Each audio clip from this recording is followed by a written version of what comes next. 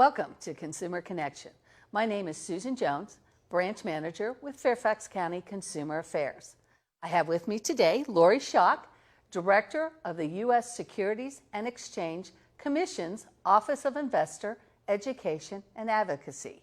Lori's office provides educational materials and conducts outreach events to help investors learn how to invest wisely and to avoid fraud. The office also responds to questions and complaints directly from investors. Welcome, Lori. Thank you, Susan. It's good to be here. So we know that saving and investing is so important for your financial future, and there are key elements on how to create a plan that meets your financial goals. We also know that it's very important to protect your hard-earned money from fraudsters. Today, we'll talk about the latest investment trends, investing basics, and what to do to avoid investment fraud. So, Lori, what are some investment trends or topics that you want investors to be aware of? Well, Susan, the question's quite timely. Next week, we're going to be unveiling our new public service campaign that will highlight the importance of investor protection and encourages investors to explore the free tools and resources on the SEC's retail-facing website, investor.gov. The campaign takes a multi-generational, knowledge-sharing approach to educating investors. It features 2 TV spots, both in English and Spanish, focusing on fraud protection, including the importance of investors monitoring their investment accounts, conducting background check on investment professionals, and avoiding unsolicited investment pitches that could be scams. Well, good. I look forward to that website. That'll be good to share. So let's talk about some investing basics. What should investors think about when they're creating a saving and investing plan? You know, the most important thing is to get started as early as possible. The younger you are when you start investing, the better off you'll be because you'll be able to reap the rewards of compounding. And when I say compounding, I'm talking about compound interest. And this is where your money earns money on top of those, not just the money you've saved, but the earnings that's made. So you can watch your money grow over time, even if you only put a small amount of money into savings right now. You know, identify your long-term financial goals. Think about what really matters to you and what you want to save for. You know, some goals you might want to consider include paying off high interest debt. That may be student loan debt or credit card debt. You want to set aside some money for an emergency fund. Maybe you're saving for a house, or maybe you're saving for future travel or luxury items, or maybe investing in your 401k. So you need to prepare a budget that includes all of your monthly expenses.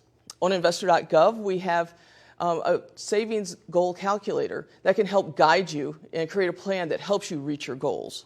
Most importantly, invest for the long term.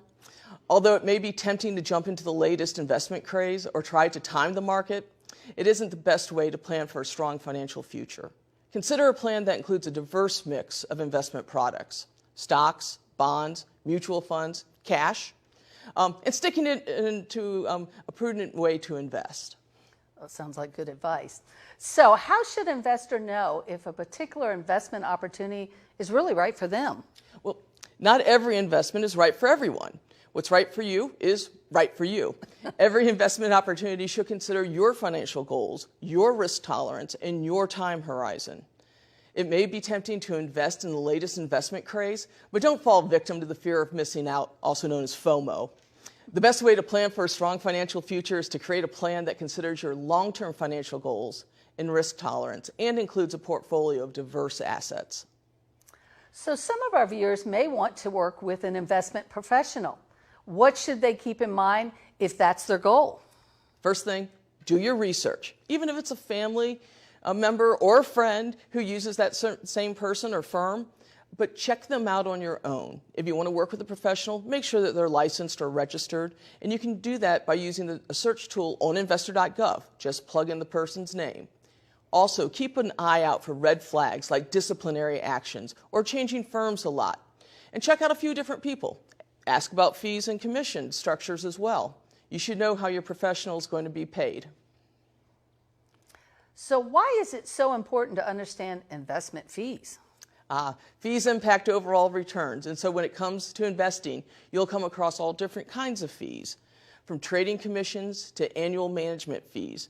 Different types of fees affect your investment returns differently, and you should take that into consideration. Certain fees maybe seem small at first, but over time can really add up and have a huge impact on your investment returns. So I've got an example here. If you have a 1% fee on a $100,000 portfolio that invests over a 20-year period, and let's just say that has a 4% annualized return.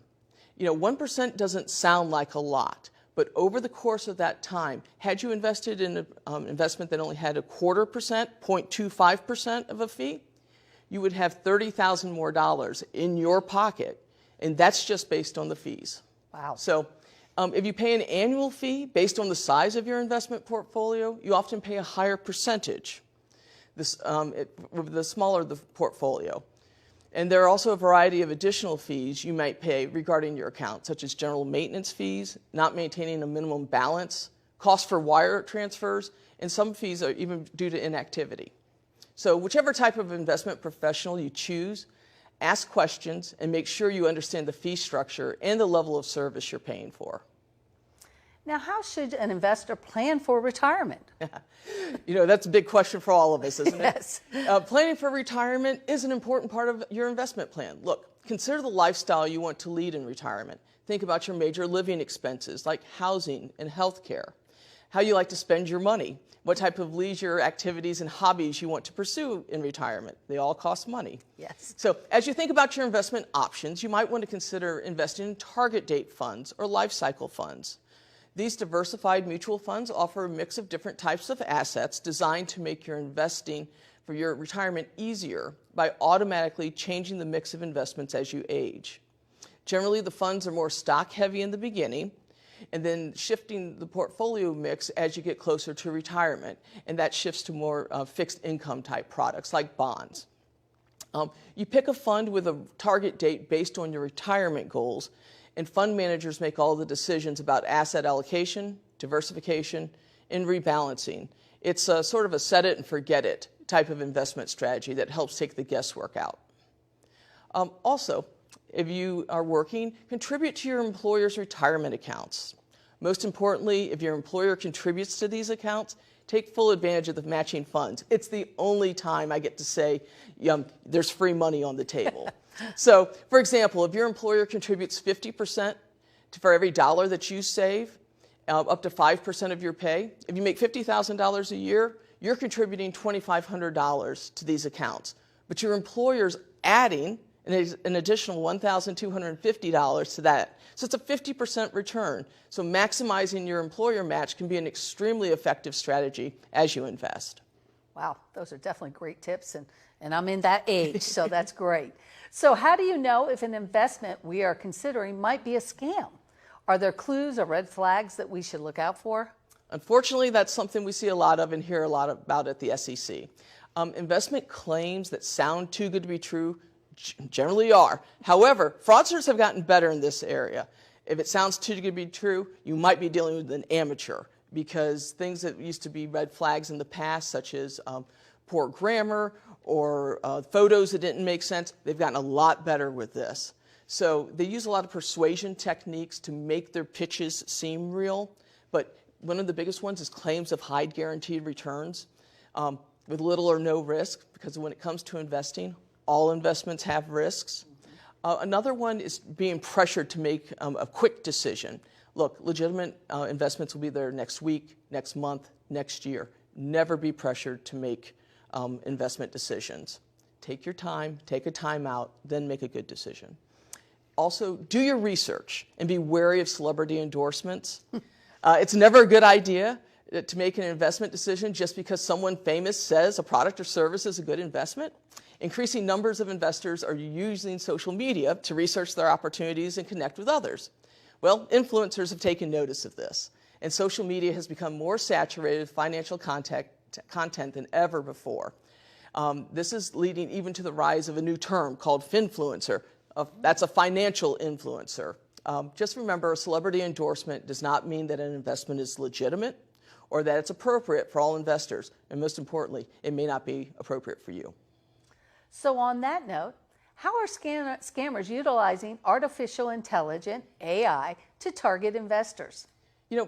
We recently issued 2 different investor alerts to warn investors about frauds utilizing innovations in new technologies, such as scams involving artificial intelligence or crypto asset securities.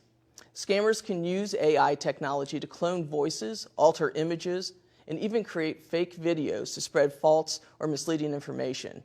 AI technology might be used to impersonate a family member or a friend with the intent to convince an investor to transfer money or securities out of an investment account. And if you get a phone call like that, please just hang up and then call your family member to confirm whether or not they're being impersonated.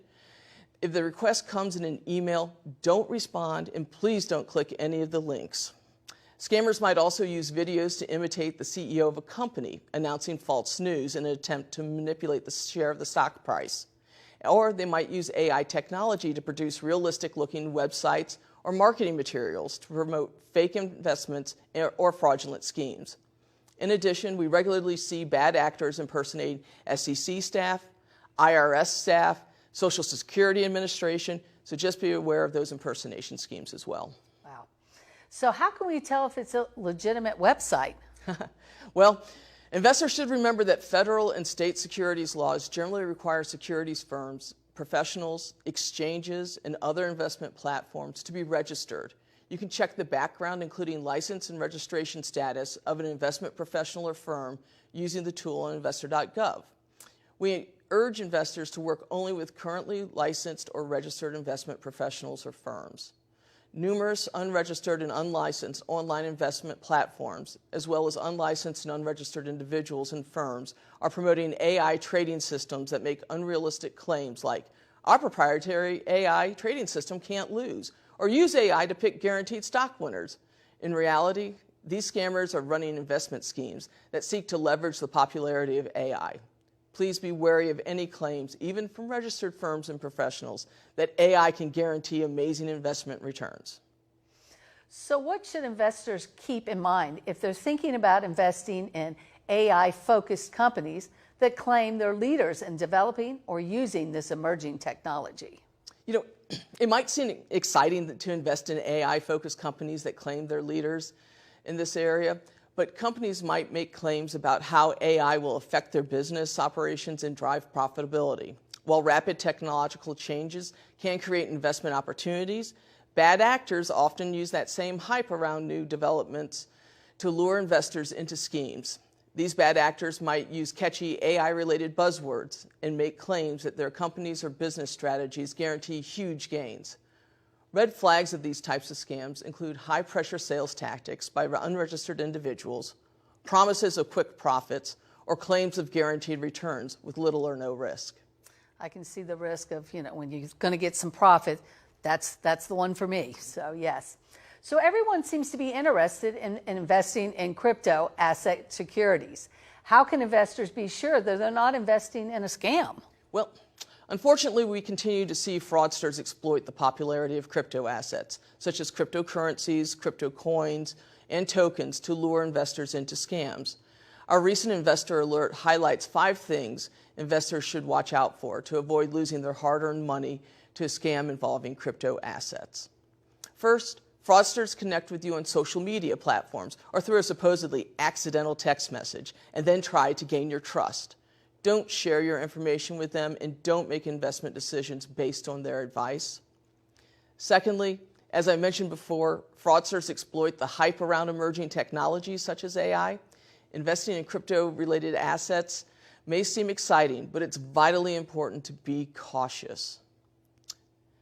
Number 3, fraudsters impersonate or exploit trusted sources such as U.S. government sources, including the SEC.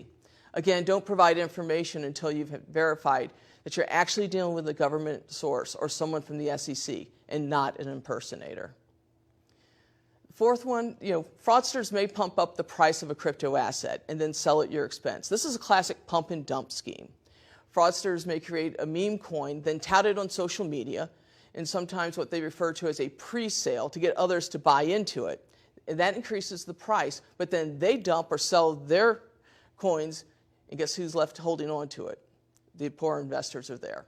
So don't make decisions based solely on social media platforms or what you're hearing on apps. And finally, fraudsters may demand that you pay additional costs, fees, or taxes to withdraw money from your account. They may also tell you that they mistakenly put too much money into your account, and then they're asking you for a refund. And if you've already lost money in crypto assets, say due to a bankruptcy or a fraud, they may even ask you to send them the private key to access your crypto assets, or to put additional money into crypto assets, offering to help you recover what you lost. Don't do it, because you're likely to be scammed again. This is a reload scam.